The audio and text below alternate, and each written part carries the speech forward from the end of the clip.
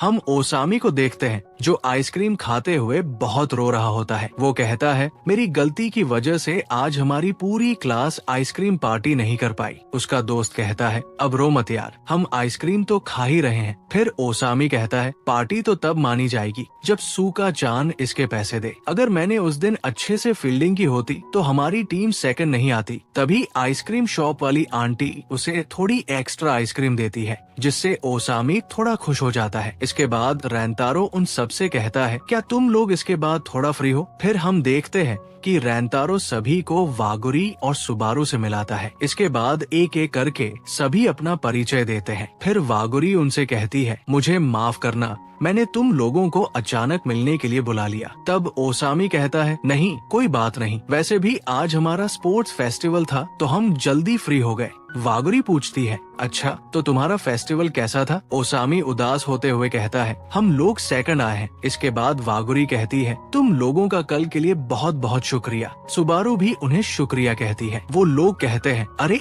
कोई बात नहीं, हम खुश है कि तुम लोग सेफली घर पहुंच गए। इसके बाद वागुरी उन लोगों को कुछ देती है जिसमें बहुत सारा खाने का सामान होता है। वो कहती है, ये हमारी तरफ से एक थैंक यू गिफ्ट है। आयातो उन्हें धन्यवाद देता है। वही ओसामी तो रोने लग जाता है। वो कहता है, सच में तुम तो बहुत अच्छी इंसान हो। फिर वो पूछता है, क्या मैं अभी ये खा सकता हूँ? सभी सोचते हैं कि ये तो कुछ ज्यादा ही जल्दी फ्रेंडली हो गया है। तभी सुबारू अचानक खड़ी हो जाती है और कहती है, पिछली बार लाइब्रेरी के बाहर मैंने तुम लोगों से बहुत रूडली बिहेव किया था क्योंकि तुम लोग चिदोरी स्कूल से थे। मैं इस बात से बहुत शर्मिंदा हूँ, तो प्लीज मुझे माफ कर दो। ओसामी कहता है, मुझे तो असल में कुछ याद भी नहीं कि तुमने उस दिन क्या कहा था। ये सुनकर सभी थोड़ा हैरान हो जाते हैं। ओसामी कहता है, तुम सब ऐसे क्यों देख रहे हो? ये बात करीब 1 महीने पहले की है, तो कौन इतनी पुरानी बात याद रखता है? फिर वो कहता है, मैं वैसे भी ऐसी बातों को ज्यादा सीरियस नहीं लेता, ये सब तो मेरे लिए रोज की बात है। तभी साकू भी माफी मांगने लगता है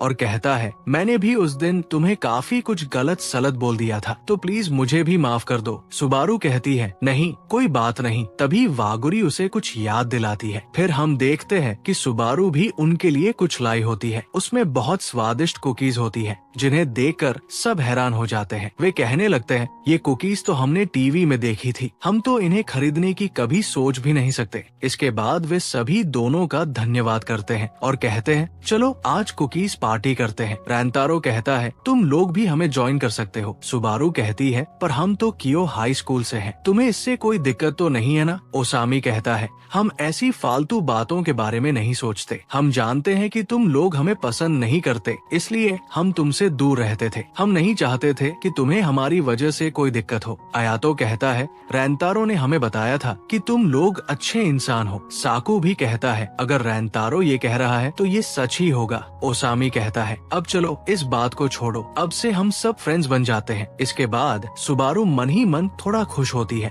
और फिर वे सभी खूब एंजॉय करते हैं। इसके बाद वे सभी घर जाने लगते हैं। आयातो कहता है, किसने सोचा था कि हम कियो हाई की लड़कियों के साथ पार्टी करेंगे? सच में आज का दिन तो काफी मस्त था। तभी ओसामी कहता है, सुबारू मुझे तुमसे कुछ पूछना है। फिर वे आपस में बातें करने लगते हैं। उन्हें देखकर वागुरी बहुत खुश होती है और रैंतारो से कहती है, मैं खुश हूँ कि तुमने अपने दोस्तों से इस बारे में अच्छे से बात की। आगे चलते हुए रैंतारो वागुरी से कहता है, तुमने मेरी पढ़ाई में काफी मदद की थी, इसलिए मैं भी तुम्हें कुछ देना चाहता हूँ, तो मुझे बताओ तुम्हें क्या चाहिए? तभी वागुरी अचानक रुक जाती है और शर्माते हुए कहती है, मैं तुम्हारे साथ कहीं बाहर घूमने जाना चाहती हूँ। और इस टाइम पर सच में वो बहुत क्यूट लग रही थी। इसके बाद हमें ट्रेन का सीन दिखाया जाता है। रैंतारो काफी नर्वस फील कर रहा होता है। वो फोन में देखते हुए कहता है, पिछली बार हम पढ़ाई के लिए मिले थे, लेकिन आज ऐसे घूमने के लिए जाना सच में काफी अजीब है। तभी वहाँ एक कपल बोलता है, मैं तो बहुत एक्साइटेड हूँ हमारी डेट के लिए। ये सुनकर रैंतारो और भी ज्यादा घबराने लगता है। वो सोचता है, नहीं ये कोई डेट नहीं है, हम तो बस ऐसे ही घूमने जा रहे हैं। फिर वो ट्रेन से उतरते समय सोचता है, आज मुझे वागुरी के साथ काफी मजे करने हैं, तो ज्यादा नहीं सोचना चाहिए। तभी वागुरी वहाँ आ जाती है और हंसते हुए कहती है, हम तो एक ही ट्रेन में थे। फिर वो रैंतारो को उसके साथ जाने के लिए थैंक्स बोलती है। रैंतारो थोड़ा शर्माने लगता है। इसके बाद वे एक्वेरियम देखने जाते हैं। वागुरी कहती है, मैं यहाँ मिडिल स्कूल के बाद आज आई हूँ। रैंतारो कहता है, मैं तो यहाँ बचपन में आया था। उस समय मैं बड़ी मछलियाँ देखना चाहता था, इसलिए मैंने इन छोटी मछलियों को इग्नोर कर दिया था। वो पूछता है, तुम्हें क्या क्या देखना है? वागुरी कहती है, मैंने टीवी में देखा था कि आज 3 बजे डॉल्फिन का शो होगा। मैं वो तुम्हारे साथ देखना चाहती हूँ, पर हमें पहले खाना भी खाना है, फिर मुझे राइड पर भी जाना है और सी लायन का शो भी देखना है। वो अचानक कहती है, हमारे पास इतना टाइम तो है ना? रैंतारो ये सुनकर थोड़ा हंसने लगता है, क्योंकि वागुरी इस समय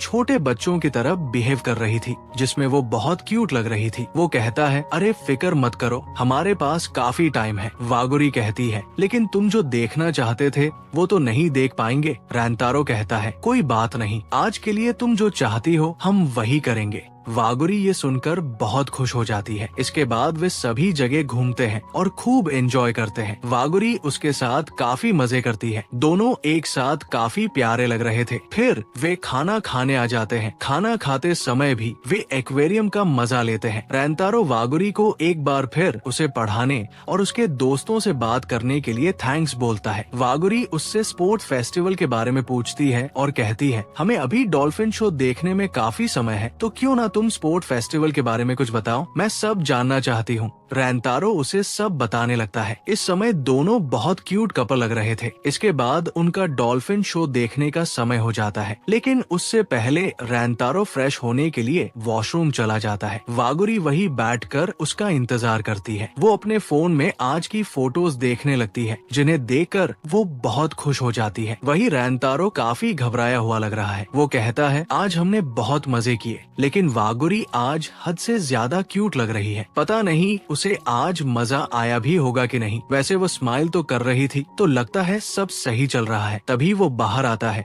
और देखता है कि वागुरी के साथ एक छोटी बच्ची है जो बहुत रो रही होती है। रैंतारो पूछता है, ये बच्ची कौन है? वागुरी कहती है, लगता है ये गुम हो गई है। फिर वो रैंतारो से उस बच्ची के पेरेंट्स को ढूंढने के लिए कहती है। रैंतारो कहता है, मुझे कोई प्रॉब्लम नहीं है, लेकिन फिर डॉल्फिन शो मिस हो जाएगा। वागुरी कहती है, कोई बात नहीं, अभी हमें इसकी मदद करनी चाहिए। फिर वागुरी उससे पूछती है, तुम अपने पेरेंट्स से कब बिछड़ी थी? वो बच्ची बताती है कि वे शार्क्स देख रहे थे। वागुरी कहती है, कोई बात नहीं, हम अभी तुम्हारे मम्मी पापा को ढूंढ लेंगे। वो बच्ची खुश हो जाती है। ये देखकर रैंतारो भी खुश होने लगता है। वो सोचता है, सच में वागुरी ऐसी ही है, वो सबकी मदद करती है। वागुरी उससे उसका नाम पूछती है। वो अपना नाम मीका चान बताती है। फिर वागुरी उसे रैंतारो से मिलाती है। वो रैंतारो को देखकर डर जाती है। रैंतारो उसे अपना नाम बताता है, लेकिन बच्ची डरते हुए उसे रिन चान कहने लगती है। वागुरी ये सुन के हंसने लगती है। इसके बाद वागुरी बच्ची को रैंतारो के पास रुकने के लिए कहती है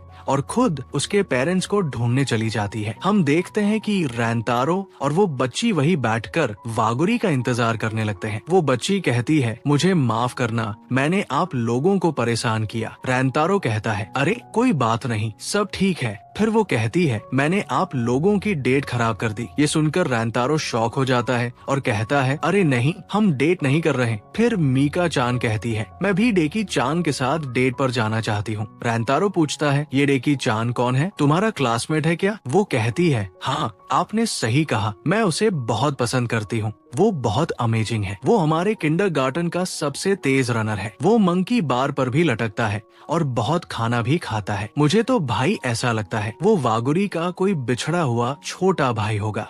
रैंतारो पूछता है, तो क्या तुम उसे लाइक करती हो? वो कहती है, हाँ, बहुत ज्यादा। जब वो स्माइल करता है तो मुझे बहुत खुशी होती है। देख रहे हो, इस छोटी सी बच्ची को भी प्यार हो गया है और एक मैं हूँ जो अभी तक सिंगल है। रैंतारो फिर वागुरी के बारे में सोचने लगता है। वो भी उसे देखकर स्माइल करती है, तो क्या इसका मतलब वो भी मुझे लाइक करती है? तभी हम देखते हैं कि वागुरी मीका चान के पेरेंट्स को ले आती है। मीका चान अपने मम्मी पापा को देखकर रोने लगती है और भागकर अपनी मम्मी के गले लग जाती है। तभी उसका पापा दोनों का शुक्रिया करने करने लगता है। रैंतारो कहता है, अरे कोई बात नहीं, मैं खुश हूँ कि हम मीका चान से मिले, उसके साथ बात करके बहुत मजा आया। वागुरी रैंतारो को देखकर स्माइल करने लगती है। इसके बाद वे लोग जाने वाले होते हैं। तभी मीका चान रैंतारो के कान में कुछ कहती है। वो कहती है, मुझे लगता है रिन चान और वागुरी सान बहुत अच्छा कपल है। ये सुनकर रैंतारो शॉक हो जाता है। इसके बाद वो उन्हें बाय बोलकर वहाँ से चली जाती है। वागुरी कहती है, अच्छा हुआ कि उसके पेरेंट्स मिल गए और अब डॉल्फिन शो भी खत्म हो गया है, तो हमें अब घर चलना चाहिए। रैंतारो कहता है, अगर तुम्हारे पास टाइम है तो हम एक इवनिंग शो देख सकते हैं। वागुरी चलने के लिए तैयार हो जाती है। फिर वे दोनों शो देखने पहुंच जाते हैं, जहां वे डॉल्फिन शो देखते हैं। वागुरी उसे देखकर